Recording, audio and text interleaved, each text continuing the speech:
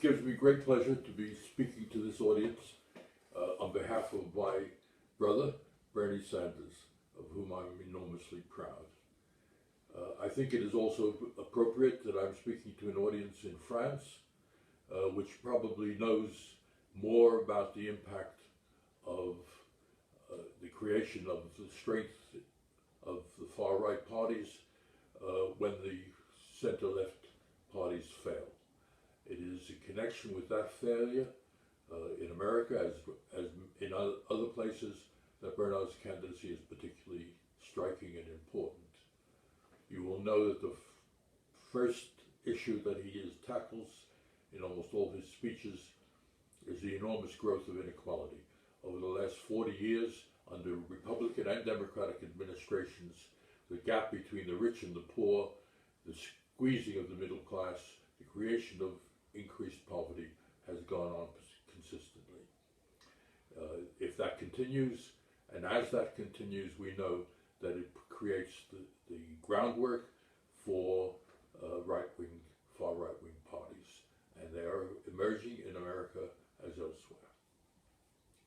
The inequality has been created by people, has been created by the major corporations and their leaders, the banks, and with the cooperation of the politicians whom it often it manages to buy.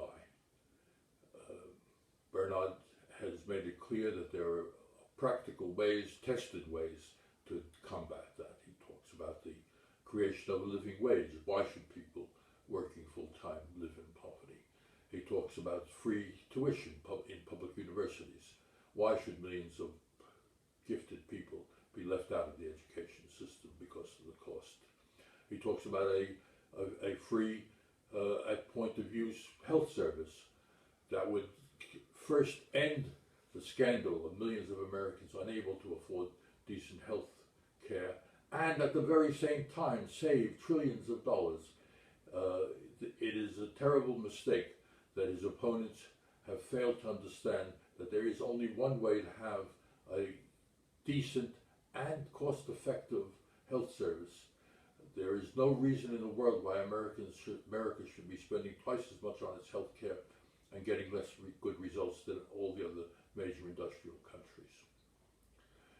And of course, there's the great question of climate change, of climate warming, which again is already disastrous and will be even more so as time goes on. And again, we know, or any of us who are sensible and pay attention to the facts know that it can be changed. It has been caused by human activity.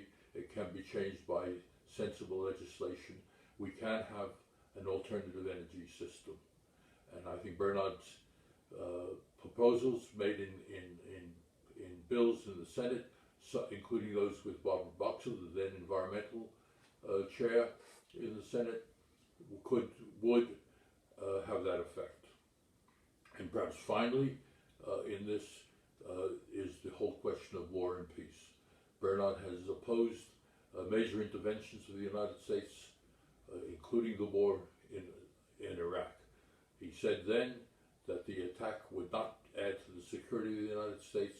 It would end up losing American lives, Iraqi lives, vast amounts of money, and would destabilize the region. He was right, and he has been perhaps the first major American politician in a long time to question the need for America to intervene in every place that there are problems in the world. There are other ways, that there are other people who have responsibilities.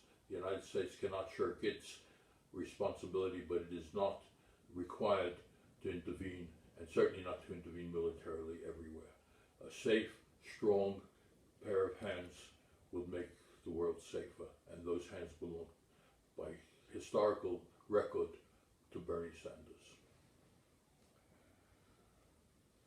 Can Bernard be elected president is a question that is often asked. I'm more and more inclined to think that he can be.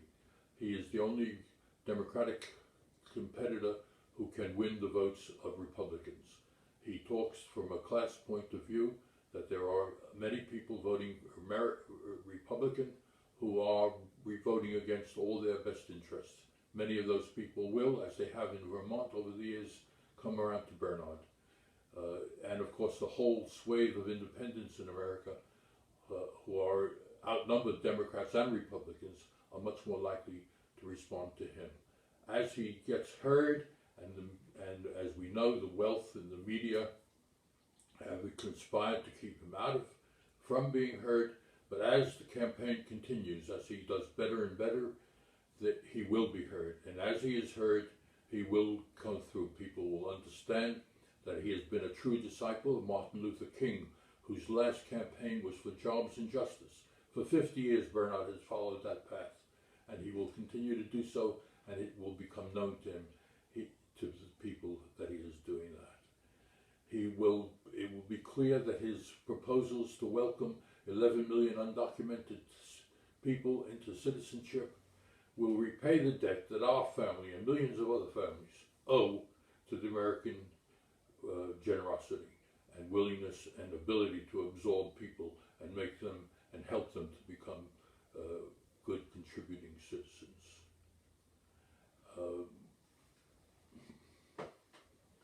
Bernard is the most determined and hardworking person I've ever met. I remember when he took up cross-country running in high school. Cross-country runners run uphill, downhill, through the mud. Mainly it seems through the mud, and they don't give up. And I think that is the message that Bernard's life, his politics, and his current campaign illustrate. He will be there in Iowa, in New Hampshire. He will be there in the South, in the West, and he will come home